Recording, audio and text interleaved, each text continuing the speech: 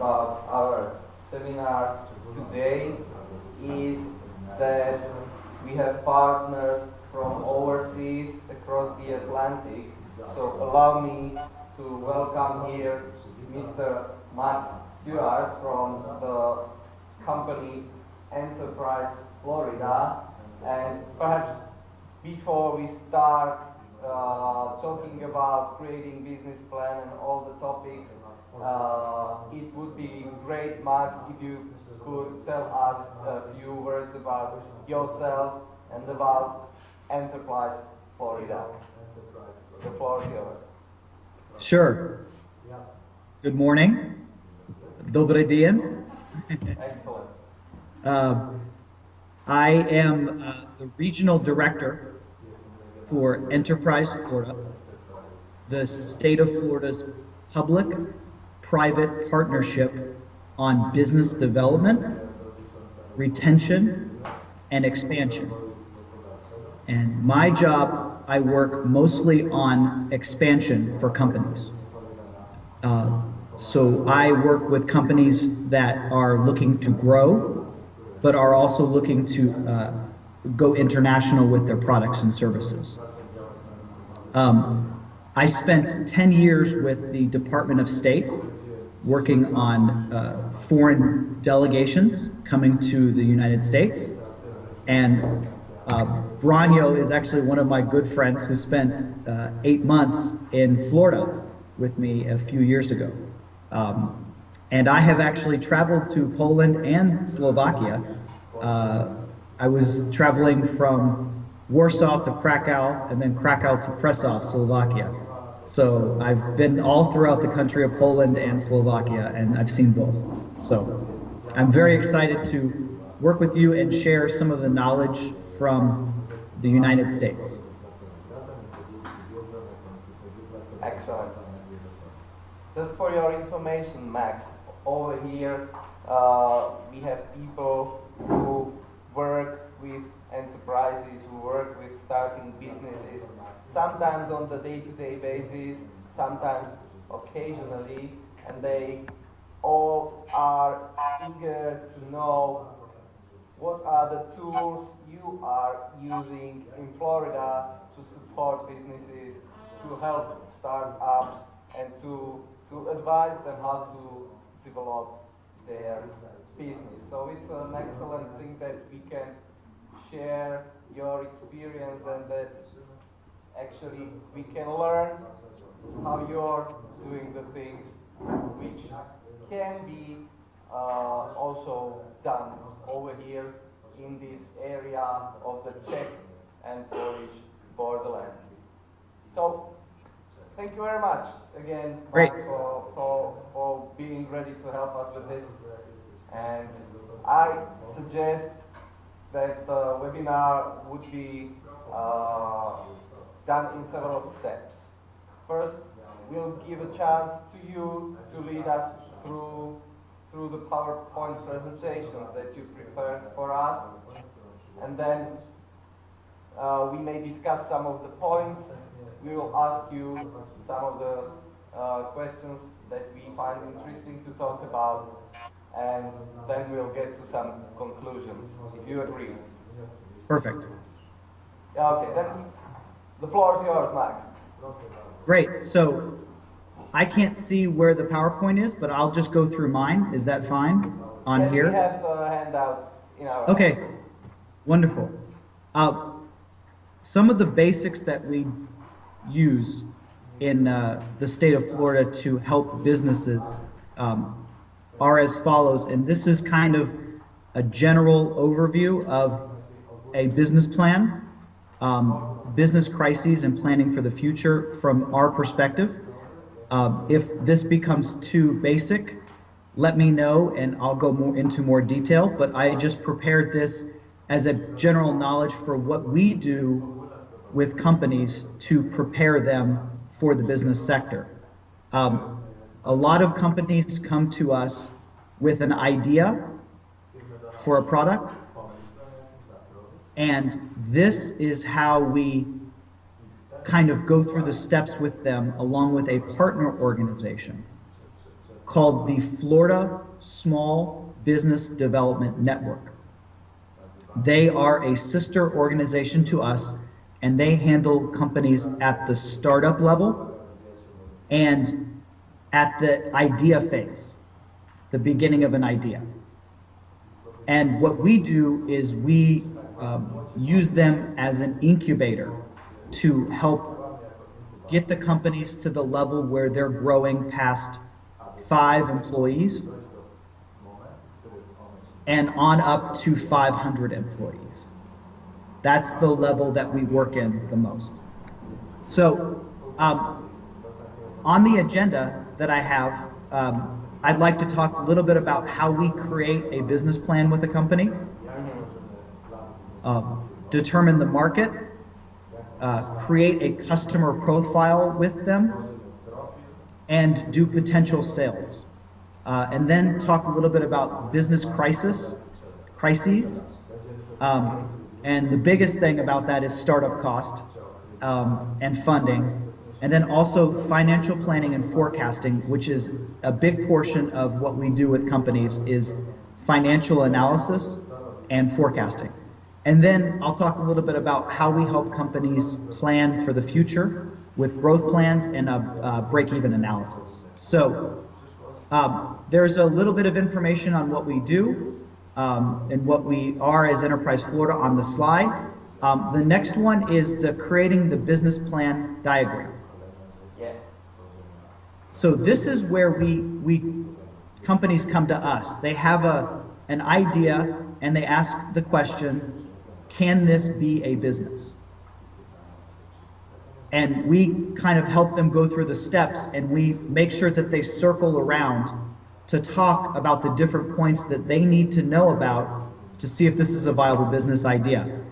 Is there a real need for this product? That's the #1 goal. Is there competition in the market? How much, how will you buy? How much? How often? Can I afford to do this business? And what am I putting at risk to do this business right now? A good example of that is a company came to us last week with a business idea for I guess the best way to say it is a tent to sleep in at night to give you pure oxygen.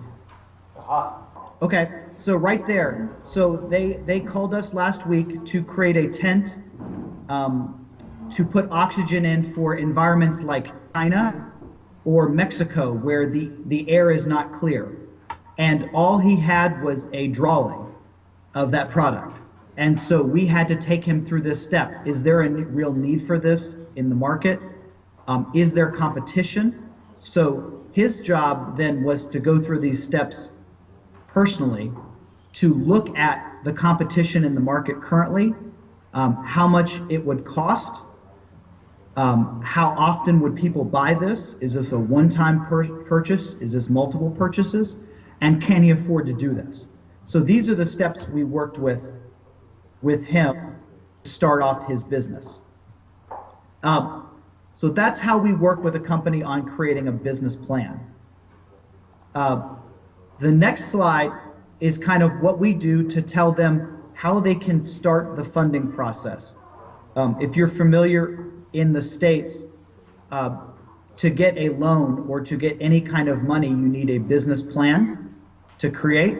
And so this is the template we use, which is an executive summary of the company, what the company will be doing, how much the company will be making, what they will be making, and that's kind of in the company profile.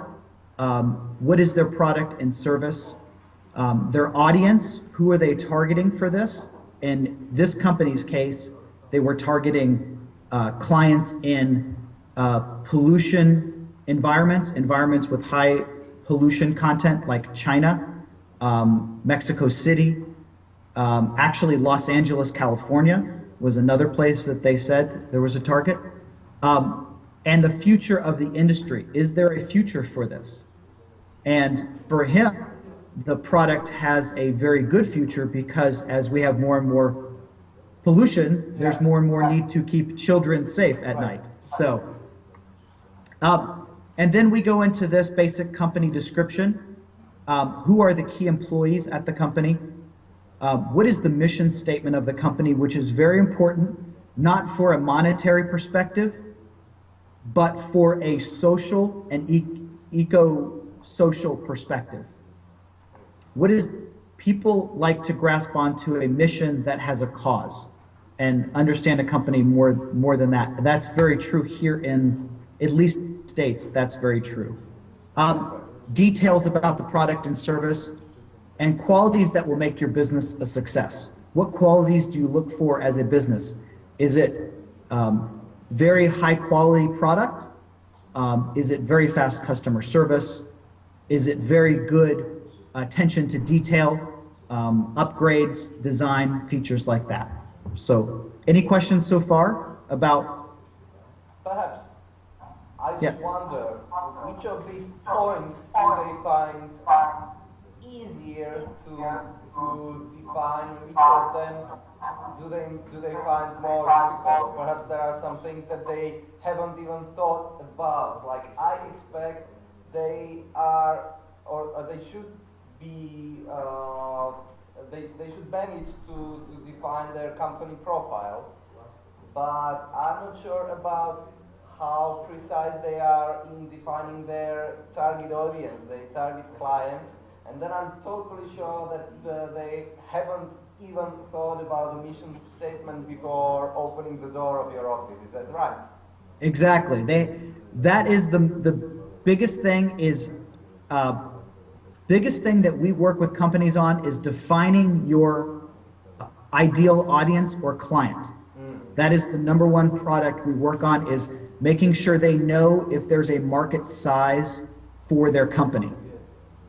We have people come in all the time that have products or ideas, and their market segment is maybe 5 companies in the world that would buy their product. So if a bigger company like a General Electric or a Siemens or one of those big companies already is in the market, it's very hard to penetrate the market potential.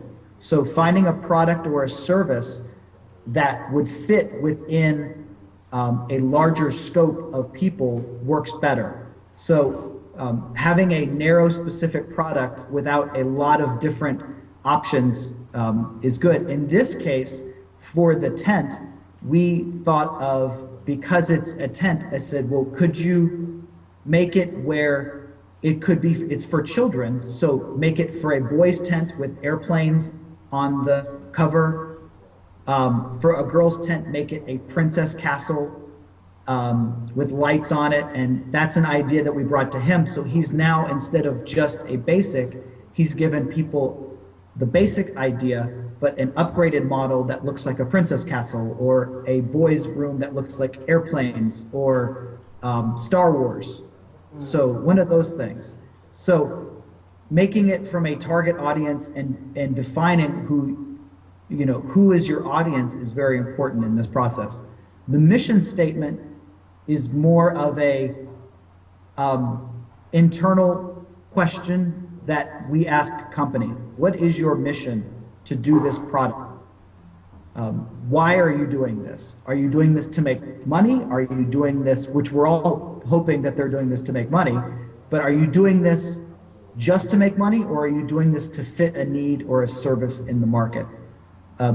If the owner of the company is not behind the product 100% and is just in it to define the product and sell that off to somebody else right away, we don't have a lot of faith in them, and we actually see that the company does not succeed or does not have the drive, or what we call passion, to create a product and service and go farther. Most of the companies that work with us are actually there because they have a passion for the product and will go farther and farther in the market. And they will work with us in our other expansion categories, going overseas more, looking at international missions, really trying to help a cause. how many meetings does it usually take you to be totally clear about whether the company has some future or not? Usually about, what we do is when we first meet with them, we actually talk about their product and ask them a lot of questions about, do you have this? Do you have financing? Before we even really get into a business plan discussion, it's probably 2 to 3 meetings over a month. And if they're a brand new business and they've never started a business before, and this is for first-time business owners, people that have been in the industry working for somebody else, it usually takes them going through a set of classes that they have at the SBDC, where they work on basics, fundamentals of business, and they do this over a month. And if they stay through it and really are working through it, then we know that they're very serious about creating the company and the product. So it's a combination of counseling on one hand side, which you are providing, but also of taking a kind of a course or education on how to be an entrepreneur, right? Yeah. So we want to see how engaged they are as a company before we work with them totally and complete. So we want to see if they're really willing to put the time in to understand their business before we work with them and really start getting into this discussion. The next slide is about defining your target market, and this is what we were talking about a minute ago with really getting into some of the things that we work with on companies. Defining your target market is people you will actively solicit, knock on their door, talk to them as a business, target and pursue to sell your products or services. And this is probably about a month and a half into a discussion. The SBDC Small Business Network and I will get together with the company and we will ask them 4 questions that they need to respond to. What is their demographic? Age, ethnicity, whatever it is that they're working on for certain products. What is their psychographic? And psychographic is their thought process. What is the actual need that they're looking into? Geographic, where are they located and what are they located near? If you're trying to sell sunscreen to somebody in Canada, it's not going to work. Or somebody in Siberia, it's not going to work. So you have to sell products in the geography of where you think it'll work the best. And personal behaviors. Where are people going to buy your product? Is it an impulse buy on the spot, or do they think about your product for a while and then buy from you? So we created on the next slide is a customer profile. And this is what we work with companies, and we want them to answer all of the demographic questions that we have. What is your product going to? What income level are you looking to do? Obviously, if you're opening a bakery, that's open to everybody, unless you're selling Godiva chocolate. But if you're selling bread to somebody, or if you're selling meat or something, that is an income level to everybody. What age are you targeting? Are you targeting like the tent for children to sleep in at night that does the air? Are you targeting an age range? You could sell it to adults as well. So there are many different things. Sex, is it male or female dominated? Obviously, you want to sell beauty products to women most of the time, and to men it wouldn't matter as much. So you focus on that. Education, are they educated? Did they need to know about the product? Location, that goes into the geography question.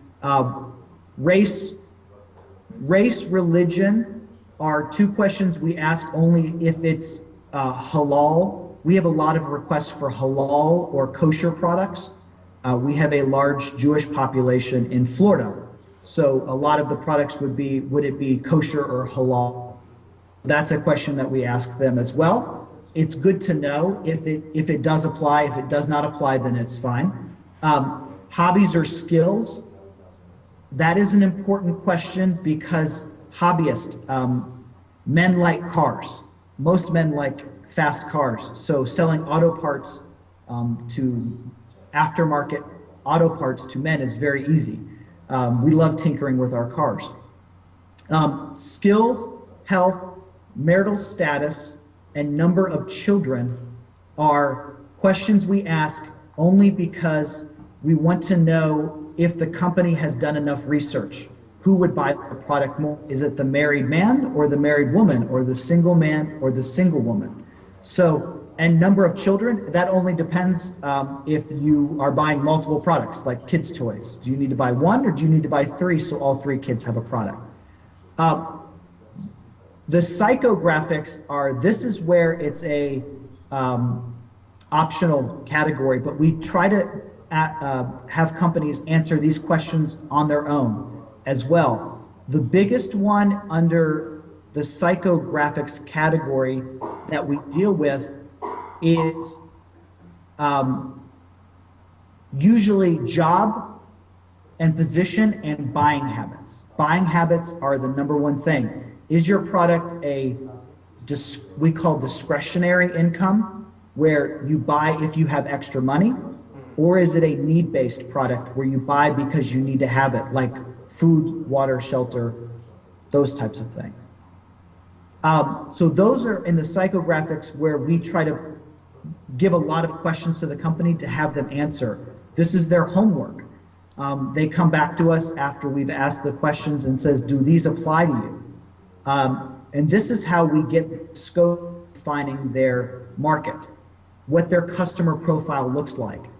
So for instance, for the company that I mentioned, that is the EPA tent company, their target market is children between the ages of 1 or 0 and 13.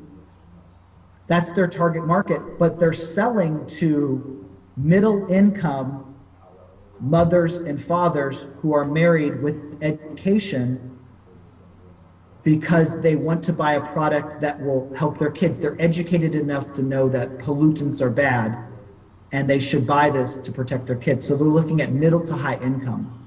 So even though their target market is a kid, their target selling market is an adult between the ages of 30 and 50 that has kids under the ages of 13. So that's where we kind of talk to a company at that point and say, here's how you defined your market now. You want to cater to the kids, but you want to sell to the adults. Any questions on that so far? Again, mine, but perhaps you will also have some questions. I'll ask mine first.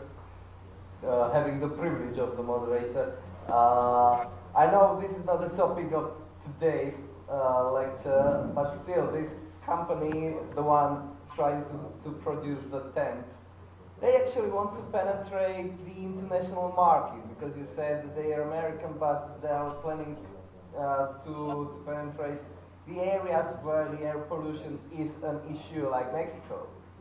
So, at the very beginning, I mean, they are just starting business and they are already planning getting international. Is there any advice that you are giving them, like, first, let's start on the regional level, try to grow up here, and only when you reach some level, like having sold 1,000 items, then you try to move across the border? Or is there any advice you are giving them like that? So that's a good question. A lot of the companies we work with start on the local level. The only reason I gave this example is because in your region, you're dealing with multiple countries in a very close area. So I thought that would be a good Yes. marker to how business is done both internationally and with them. In the case of them. That's the reason I'm asking, actually, because Yeah.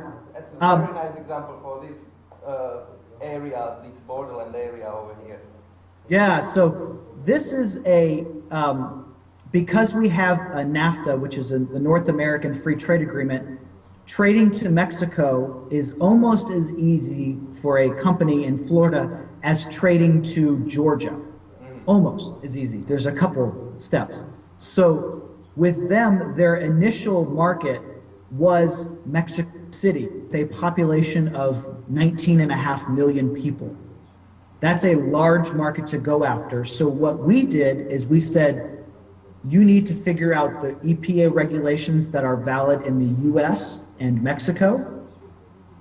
And what we can do from there is use our resources as a state to call our office in Mexico City and say, who is the target, who can we help sell this product to in the market?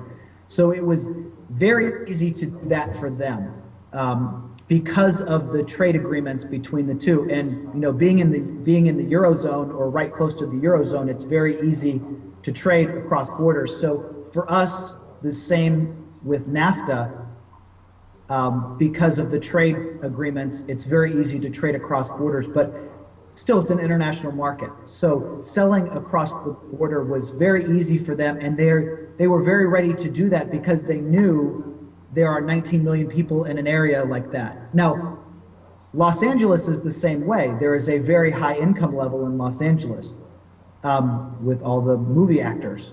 So it was very easy to go to Los Angeles or to the California area and discuss this with possible boutique retailers in the market.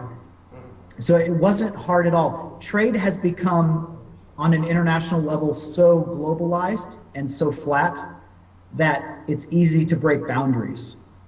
Especially for us at the state level with our resources, we can help with our offices overseas target those markets. Did that answer your question? Properly, yes. Good. I'll ask the others if they have some questions, so then you can have a short pause.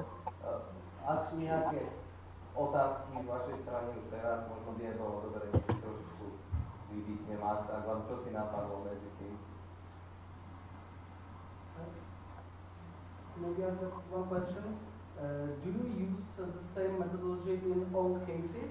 It means if you use this business plan approach for all startups, or you use, for example, some other approaches like lean startup or lean canvas and so on? Can you repeat the question real quick, Brian?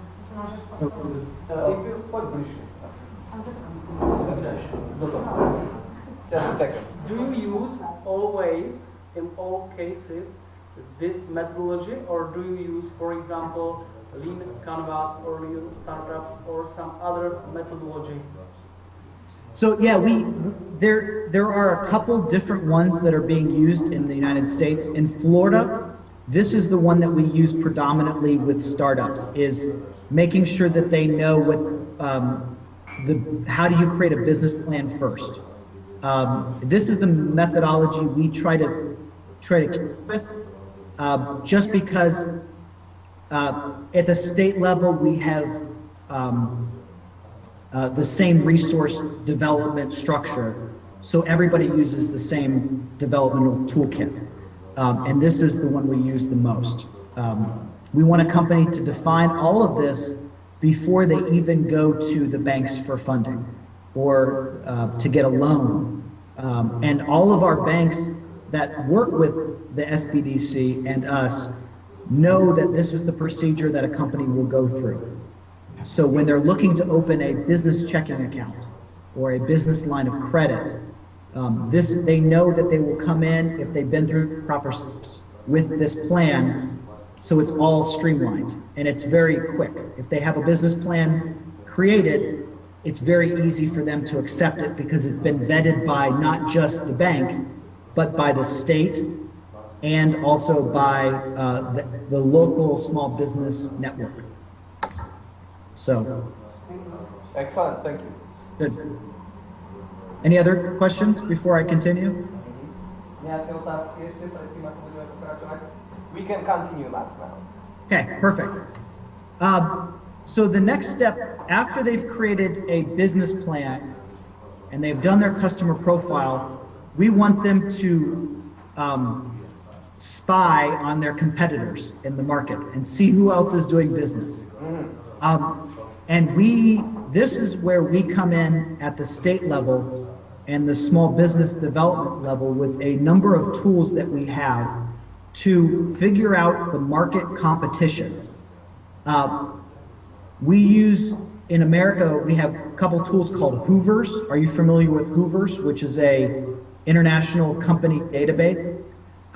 We use a product called OneSource, ONESOURSE, and I can send you the link to that. It lists all of the companies in the US that are doing business. It's like the Dun and Bradstreet number, credit analysis number. And then we kind of figure out who your competition is, how many employees your competition has, and what size, and also what distribution level your competitors have. For your smaller companies, this wouldn't be as important. We do have companies opening all the time. We just had a company I'm a part of the Hispanic Business Initiative here in town, and we had a company open that is your old cell phone. They recycle your old cell phone, take the pieces apart and sell the scrap to different industries for reuse. Well, if you go to a big store like in the US, it's called Best Buy. If you go to a Best Buy, you can scrap your cell phone for free. So what are the advantages in market competition for this kind of small business to start in the market? And so we try to make that they know what are the sales and revenue, like on the PowerPoint slide, what are the sales and revenue, the industry segment that they hold. Do they hold that just the scrap metal, or do they do multiple different things with their business? And this will come into play later when they're expanding their business, what they can get into. Are those companies privately owned or publicly owned? So you know, will you have a chance in the US, there are a lot of privately owned companies being bought by publicly owned companies. So is there bigger competition? Are the bigger companies coming into that market segment? Location is very important. If you're the only store, for your case, if you're the only person in the region selling your product, you have a market competitive advantage. So, but if there are 50 people selling the same product as you, you are at a competitive disadvantage. So that's important as well. Purchasing power is a question that we ask on both the company and on the company that they're doing research on. Are they able to buy product, or are they able to purchase product at a large scale? If you're not near an area that will be buying, for instance, the scrap metal company, buying scrap metal, where would you sell it? Do you have to ship it far away to sell it? Do you have to bring it in? Licenses and certifications are big in Florida. Are you licensed to handle scrap metal and materials like mercury that would be in a phone, or any other materials like the battery from a phone? Can you do that? Number of employees, are the number of employees in the industry very small? How long have they been in business? A great example is, these are plans that we put together for companies. This is actually part of the export marketing plan that I'll talk about in another session, but we actually list out for the company a whole page on the company competitors in the market. So we actually do the research with the Small Business Development Center. Here's the company name, you can't see this on the slide, but here's the products that they do, and here's the markets that they're in. And this is multiple pages of competitors. So what we do is we help them with the research tools that we have Because our small business development network is at the university level as well, they have university resources. A great thing that we do for, and this is for, I don't know if this is possible, but the universities in the area that have business students. We have a business student that interns at the Small Business Development Network with the office there, and that intern is able to do market research for the company. So they give the student an opportunity to be a market research operative or spy, to spy on the other companies and see what they're doing. The students are the ones putting together the market research competition for the company. So they are given, while they're as a student in college, an opportunity to do a case study for a company and figure out exactly what that company's competitors are doing. Which university is that? It's the University of South Florida in Tampa, but across the state, Florida State University, University of Florida, Miami, University of Central Florida, all of those universities are involved in this process of lending their business students to a company to do a case study. So we had a company that came in 3 months ago in November with a business idea, and in January they presented their company to a class of MBA or Masters of Business students, and those students are doing market research for the company right now, which is a very good tool. And they presented to the company last week. They spent a month and a half doing this, and they presented to the company last week. And I sat in the room while the students told the company, this is going on. You got this market research, and the students came up with ideas of how to find competitors or how to really dig into the companies by even going to things such as the company's LinkedIn profile and CEO's Instagram and Facebook pages to find in-depth market research on the company. What do they do? How do they sell? So that is very important in the process. The other part is, these are kind of terms that you can work on with a company. Credit terms they offer, and what do their customers like or dislike about them. I'll speak on credit terms first because this is important. If your competitor can offer net 90 days before payment, or net 60, that is a market advantage that they have over you, where you'd ask for cash up front. With the case of our EPA tent company, they are able to, through the state of Florida, have export financing where they can offer net 90-day terms on any sale to Mexico. So before they even start, they know that once they start selling and they have a PO in hand, they can offer 90-day terms with credit financing from the state of Florida. And that's a program that we have, kind of like the XM Bank, which is the Export-Import Bank. So those are important terms to know when selling, and especially since their target is international right away. And the last one is, what do their customers like or dislike about them? It's as easy as going on Facebook, Twitter, Yelp, any service where somebody can post a comment. If you're selling a product and somebody has very bad customer rating on those services, you might not use them.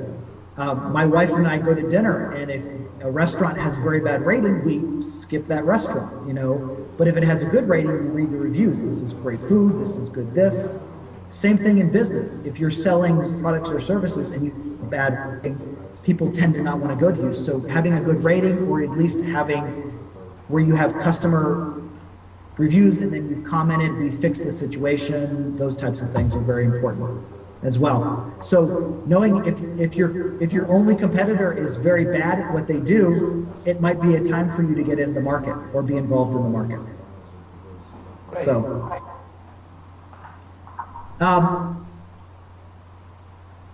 the potential sales, and this is kind of what we go over with a company. on their potential sales, what is their cost basis?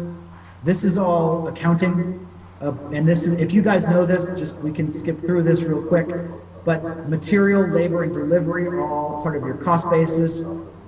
So is your overhead, your rent, utilities, insurance, and office space. If you're going to use your home for your business, it's much easier. But the last one is very important, is the market basis, where you're going to set your price at. How can you be competitive in the market?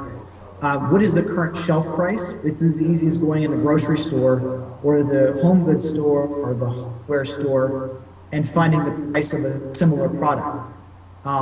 Is there an alternative price? Can you offer terms that are different? And your competitors' prices, are they listing their prices on their website? It's as easy as that. Sometimes you'll get away with finding the wholesale price on a company's website because they haven't done their research how to just, differentiate between wholesale and manufacturer's suggested retail, the retail price you would pay in the store.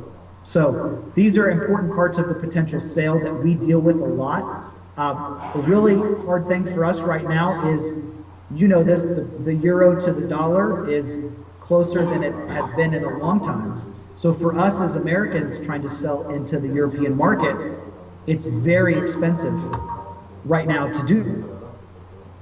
A lot of Europeans aren't buying American products right now. So, but also it affects us in our two biggest markets, Canada and Mexico. We have a company that is selling to Canada, and the Canadian market can't afford the American price because it's gone up by 25% in the past 6 months. So knowing your price compared to your competitors' prices are very, very important as well. This is probably, this potential sales cost delivery basis is what we say we spend probably, if they've been with us for 3 months or more, we spend about 60% of our time working on the potential sales market. Market look like? What is the shelf price? What are they offering? And those types of things. We've got to be competitive in the international marketplace again. And this is what we always tell companies about, is they have to be competitive. A big problem for us is we have a lot of tourists coming to Florida from Brazil, and the price of the real has gone up too. So Americans have to know when they're selling products that people are going to want to find bargains or deals. So do you have a sale price? Do you have room margin in there for a sale if you want to do a sale for a certain market time? Knowing that you have no flexibility hurts you in the international marketplace. So, any questions on that? We spend probably months 3 through 6 through the rest of their company's life working on market price and potential. So.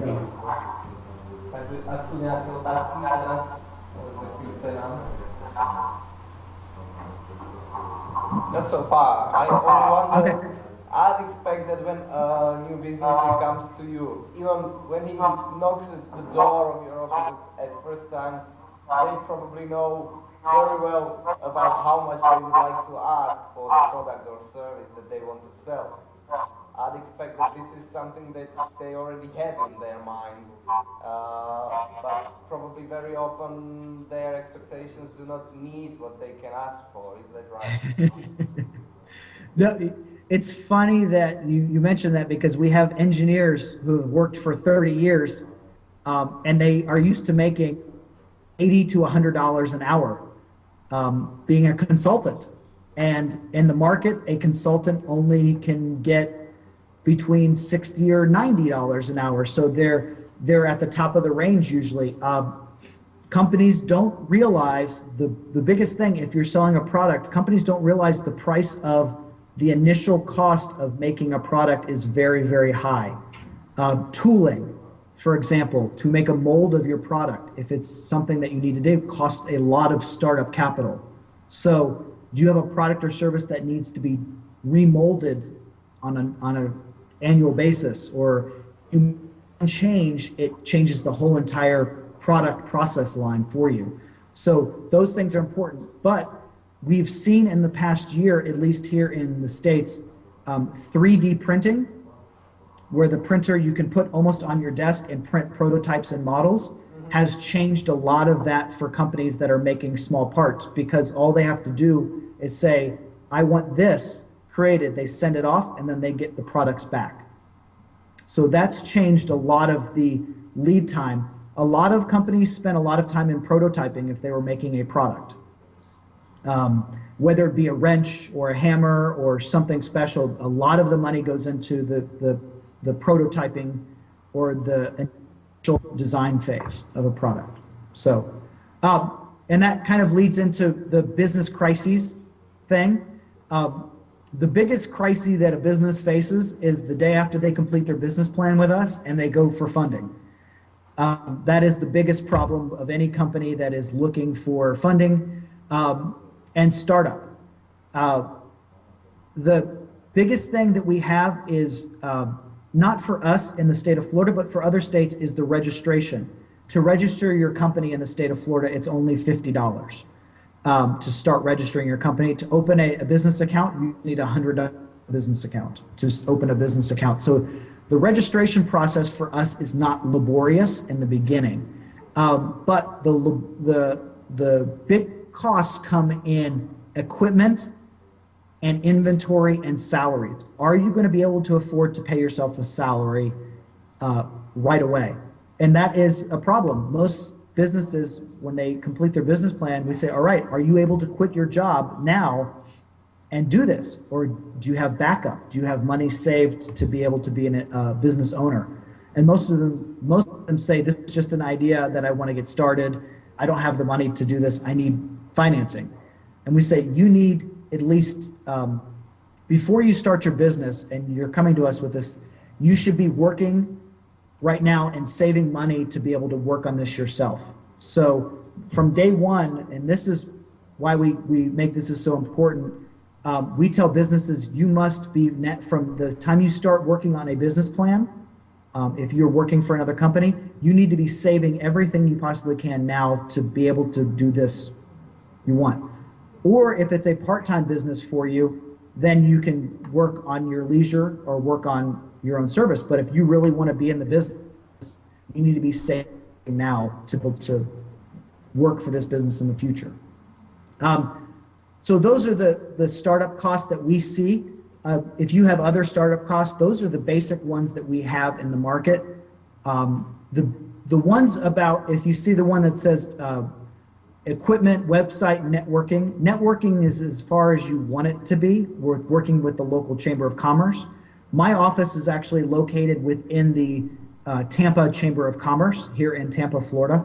So I work directly with the Chamber with businesses that are starting up. Networking about your business is extremely important. And letting people know that you're in business in the market is very important. So word of mouth is, for a smaller business, is what we focus the most, is getting your name out there. And a website is, you can create a website in 24 hours and have a working functional website with your name, your company, your information. So that's very easy. The hardest part we see is the funding, and we've talked about that. And that's the number one problem for a startup business is funding. Where are they going to get the funding from? And we see there are 5 things where we see funding. Most of it is private funding, which is family and friends, asking your family and friends to invest in your company. If you have money to invest in your own, that's perfectly great, but that's the number one step, is to go to family and friends first. Most families don't lend money to other families. So, but if your friends are able to get into the business and help you get started, that's an important thing. Private investors, we have in Tampa Bay what's called the Tampa Technology Forum. So if you're creating an app for a smartphone or a software-based product, there is an organization that we send you to that becomes your incubator from month 6 on. You still work with us, but it becomes your incubator network. And they are always inviting venture capital firms, private investors to come in and meet the companies. They do a monthly and quarterly social event where they bring VCs from the area, and anybody that's looking to invest in a company or a new product or service, they bring them in to meet the companies, and you can show off your app on your phone or your product or service. And these are great avenues for people to get funding without even having to go to the bank. Venture capital, obviously, and banks, but there are alternatives to this in the market. And we've seen websites like Kickstarter, if you've heard of Kickstarter, which is a crowdsource funding, is very popular in Florida. In fact, we've had a couple companies that have said, we are creating a product. We will give you the first round of products if you invest a certain amount of money in the product or service. This is a great tool for a small company that has a great idea to get in. I've invested personally in 5 Kickstarter campaigns. One was for, if you remember the movie Back to the Future with Michael J. Fox, the hoverboard. Somebody was trying to create a hoverboard. And so I said, sure, I will give you $50 to try to create a hoverboard as long as I get first rights on the first hoverboard created. So he initially got $75,000 in funding from people that are wanting to see him create a hoverboard. Most of the people, which was great about crowdfunding or crowdsourcing, most of the people didn't care if they got the product. They just wanted to see somebody on a hoverboard riding around the streets on a hover skateboard. So those are as simple as it can be, or as advanced as it can be. So micro lending or crowdsourcing or crowdfunding is a great alternative to the traditional banks. What happened for that guy for the Kickstarter campaign was a venture capital firm saw that he had potential and invested in his company for another product that he had, which was for an actual skateboard, developing better wheels for a skateboard. So it's all word of mouth. And if you have a lot of people supporting you, venture capital firms know that there's a potential in the market. So we tell companies to go to things like Kickstarter, Indiegogo. There's other ones out there that have micro lending capabilities where people can donate to your cause or to your product or service. It's as easy as that. Just one question. Are you also assisting the starting businesses in their communication with the venture capital firms? I mean, to help them not become hostages, to help them not to lose their business. Because some of the venture capital firms can be the sharks who only want to get to a new business opportunity without taking care of the starting businesses. So probably they need some assistance also at this point. We have the show called, I don't know if you've seen it's a British show too called Shark Tank. We have a show called Shark Tank here in the States where everybody who comes in with a product, the sharks immediately ask for 51% of your company. Say, we'll give you $5,000 for 51% of your company. And these companies don't know how to value their companies yet because they're just basic products. So what we do at the state is we provide a safety net for them. We tell up front through things like the technology forum that you're not going to be able to pull these things because these are companies working with us at the state level. So they know that there are proper sources of asks for funding. The companies know this beforehand. My company is this. I'm looking for this to help me get started. I'm not looking for somebody to take over my idea and go with it. I'm looking for a partner. And so we really help them.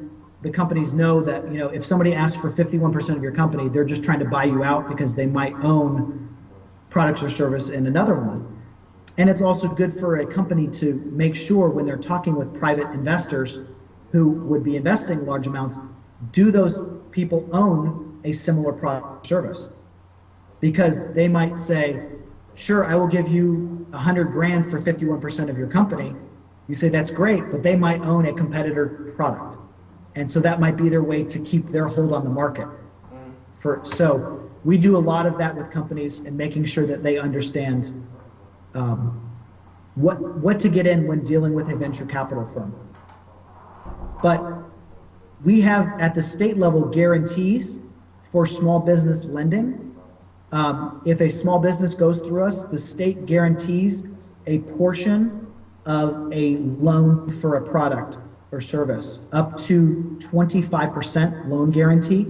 So the risk for the bank is anywhere between 60 and 80%, depending on the way that the formulations work. The company has to put in a certain percent.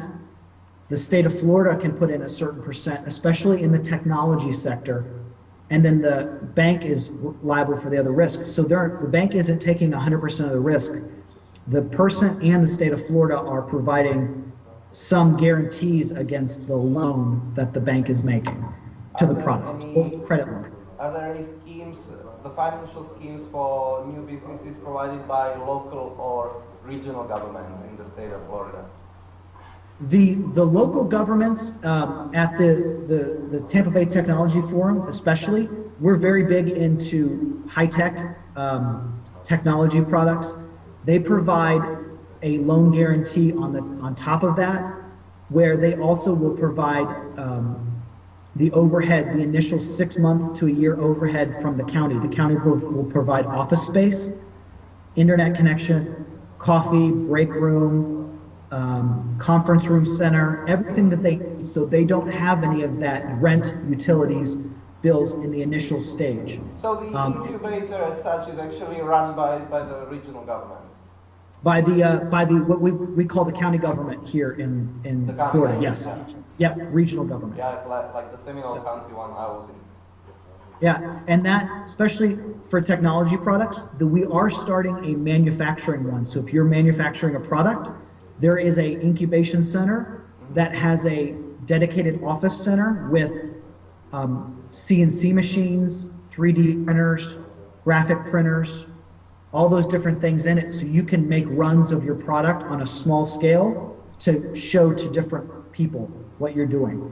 And if you get an order large enough, you can go to a manufacturing center that is connected with the incubator that has a larger production run capability to manufacture your product. So we do that on a large scale with our startup businesses. Mostly in the software and technology, but now it's getting into the manufacturing industry as well, the high-tech manufacturing. So, and with the advent of 3D printing, a lot of companies to do their prototype, take it to market, wherever they're gonna go, show it off, get an order, come back, and they're able to fulfill it with a local partner. So while they're getting up and running, this is a way for them to get going. So, because a lot of our manufacturing capability, we still have between 30 and 40%, some places have 34 downtime where they can rent out their facility to another company as a OEM, a manufacturer kind of rep in that sense. So, but for products as small as the startups, just need office space and a phone number. They can use the county's small business office with the virtual presence that has a secretary that will answer the phone for your company on behalf of your company, and then it routes to you at your cell phone. So you call one number, it shows up that your company is calling, they answer with your company's name, and then they say, just one moment, I'll leave a voicemail, or I'll transfer you to him, and it transfers right to your cell phone. So if they know they're getting a call, they know it's a business call. Or they can listen to their voicemails on their virtual office presence. That's nice. So, so the last thing I wanted to talk about is the financial planning and forecasting. And this is something that we don't do directly, but we leave to the Small Business Development Network. And we work with a number of different sources in the area on accounting systems for companies. This is where a number of people that are big idea people get lost, is in the accounting practice. And so we make sure that every company that comes through has a simple, easy to understand, reliable, accurate, and consistent accounting system. Some of the ones that we actually recommend at the state level for companies are QuickBooks, which is a internationally known accounting software. If you have a web-based business and you have inventory that you're keeping, things like Shopify, which is a web-based CRM, customer resource management system, Shopify, WooCommerce, any of those e-commerce platforms can do the accounting and ordering system for you, and they can feed into QuickBooks. And one we're getting to is called Sage, which is based here in the States. It's for small startup businesses. It is a functionality where in the future they can go to a bigger system like QuickBooks or Peachtree software. But this is something that we try to give them a lot of training in. We actually have now starting up in this area of firms that are called, I guess the best would be rent a bookkeeper. So you can rent for certain hours a bookkeeping accounting firm. So 1 hour a day is all you need. All you pay is 1 hour a day or 1 hour a week to look at your books and make sure everything is good. So you can keep your account practices correct. So that's a startup. That's actually a startup business that happened 3 years ago. They hired 2 accountants. They have 1 salesperson, and they just call companies and say, we will only bill you for 1 hour of time per month, and we'll do 1 hour of accounting for you a month. If that's all it means is sending your payroll, sending your checks and services out. And that's kind of what we do for accounting. So we make sure that they all have an accounting system set up. And the last is forecasting. Is something that we do along with our international trade partners is industry prediction, market analysis, number of business startups. Are there other people starting up businesses really fast? Cost of materials, is the cost of material going up and down? And do customers have a lot of discretionary spending? 3 years ago, 4 years ago in the United States, we were in kind of a depression, so a lot of people did not have a lot of discretionary spending. So companies that were creating products for discretionary spending, we had to warn them, this is not a good market to be in right now for a lot of discretionary spending. You might want to revisit this in a couple years. Stay in your current job, work through this, and once spending starts to increase, then it's a time to do this. So we actually tell businesses no. If they want to start a business and it's not a good time, we don't think it's a good time for you to start a business. So the last thing I wanted to talk about is the last 2 things are the break-even analysis that we use for a company, the simple formula for breaking even. It's the price times the number of units minus your overhead. That is your break-even. So if you every day sell 1,000 bread and they cost $1 and you make $1,000 a day, but your overhead is $999, you're only going to make $1. So you need to think about what's your break-even analysis, and we work with companies on the break-even analysis all the time. And that's a great formula that we use even for businesses, and even for current businesses, we ask them what their break-even analysis is on their product and service. And we update this all the time. As they grow, as they add more employees, that number changes all the time. The last thing I wanted to talk about was planning for the future on the growth plans. This is something we talk about. What if you were to sell your product and get an order for 50,000 units of your product immediately from somebody? I'd like to buy your product. Walmart or Target or one of the big box stores in the United States wants to buy your product. Can you scale up fast? This is a discussion we have about month 6 of the process with them. Can you scale your product? Do you need machinery to accomplish this? Where are you going to find this? How are you going to make the product really, really fast? Can you deliver on an order of that big of a unit? Would you have to hold off on that? Can you do it in pieces? So we talk to them, do you need to scale up fast for production or not? Reliability, is there a shelf life on your product? Is it an everyday shelf life, or can your product last forever, or 6 months or a year? We have a product we're working with right now that is for fruitcake. It's candied fruit that goes into fruitcake in the United States. That's got a shelf life of 12 to 24 months depending on the market. So if we get it out there, it can last 12 months, but we know at 12 months it's going to break down. Do you also have, if you were to sell 50,000 units, a lot of bigger box stores in the States have a clause, if they don't sell them, they can return you the product. So you might have sold them 50,000 units, but they might say, we are going to ship back to you 10,000 units and you must rebate us the cost of these 10,000 units. Can you afford that? So those are things that we talk to companies about. And looking at growth plans for a company in the future, like I talked about earlier, knowing what your competitors provide, do you have complementary products or services that you can create or purchase from somebody else? So my two big examples, and the biggest ones we have in the market, are Facebook buying Instagram. They bought Instagram because they wanted the picture service and the number of users that they had. But Google, also YouTube, created more search engine optimization. So other instances where we saw competitors buying complementary products from each other to try to gain market access. So it's even as simple as, I make bread, I'm a baker, but I now need to grow into danishes and pastries and other things, or maybe have a deli connected. So those are the types of things we work on with businesses all the time. The last thing, and I mention this all the time, customer service. These are my comments real quick.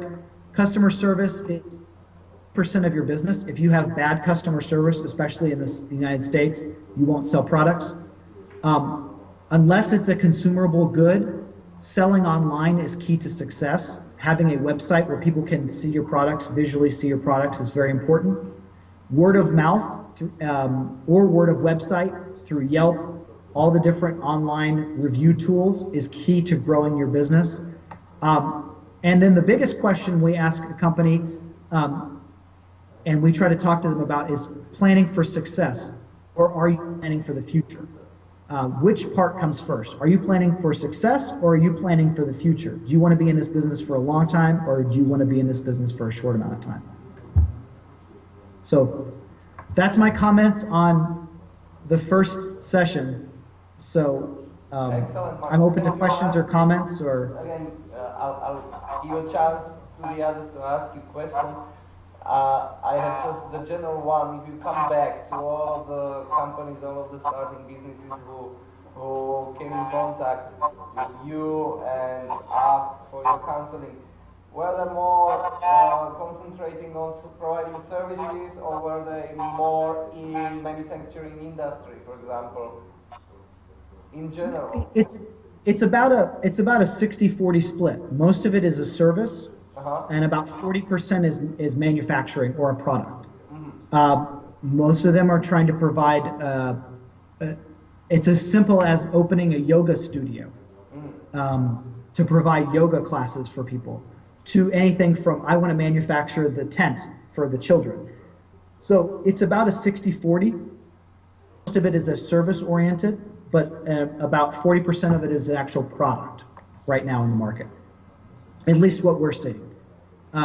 And some of it is even, and we classify service also as a business like a dress shop, or somebody opening a clothing store. Those are considered services to us because you're not actually manufacturing a product. You're selling a product, but you're not actually the manufacturer of the product. So that's why we consider that, that's why that gets weighted more. Most people are opening a dress shop or a restaurant or something like that, a lot of the smaller businesses that we see. So, but I'm curious, what kind of businesses are being opened in your region, or what kind of things are people trying to start there? Okay, I'll pass your question to some of the people who work in incubators. They will tell us what companies, what businesses they actually have in their incubators. Sure. Bo to isté, čo som sa ho ja pýtal, že z akej tej oblasti, a hlavne príklad, že začínajú podnikatelia, a teraz tá jeho otázka je presne tým smerom voči nám. Vieme tak povedať? Áno. U vás? In my incubator, or not my incubator where I work, it is at about 80% or more are services, especially IT, and 10 IT. or 20% is something like production or goods or something like that. Okay. That's where the major cluster is IT, software. Yes, a lot of them are creating software products, spin-off from a bigger company, yeah. IT is very popular, especially with youngsters when they want to start their business. You know, they just invent some application and they think, okay, you know, they're Yep. going to earn billions of dollars next week or so. The person who created Candy Crush or Angry Birds is probably my biggest friend, because that's what I play on the phone when I'm not busy, so. Well, a few examples of a big success. Yeah, absolutely. So, are there any other ones?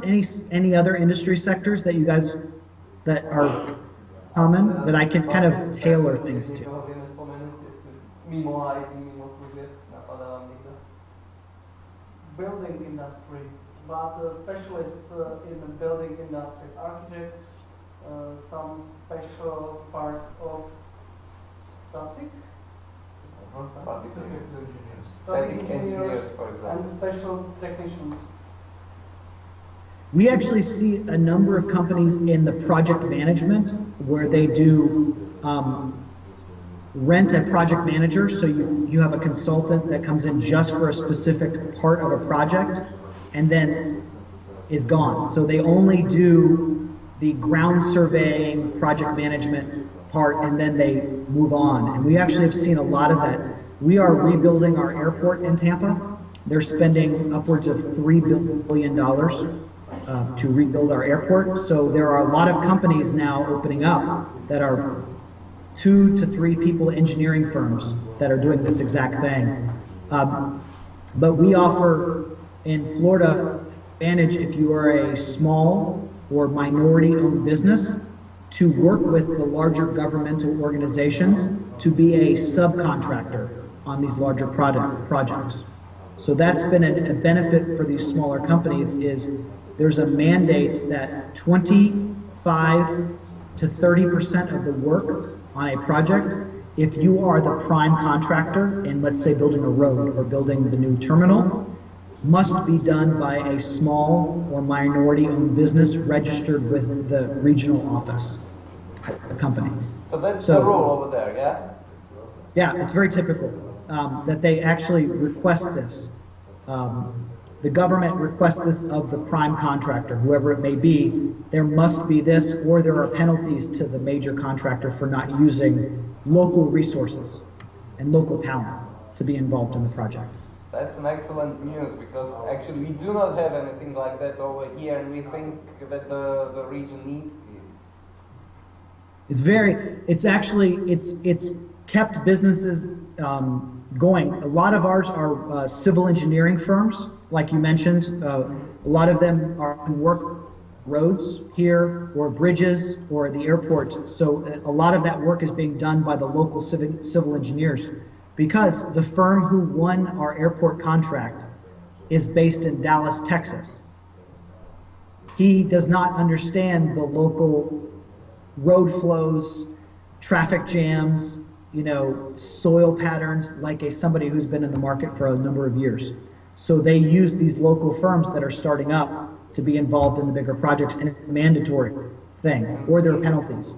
Isn't it against the law on public procurement to require the potential supplier that he must give 30% of his business to local suppliers?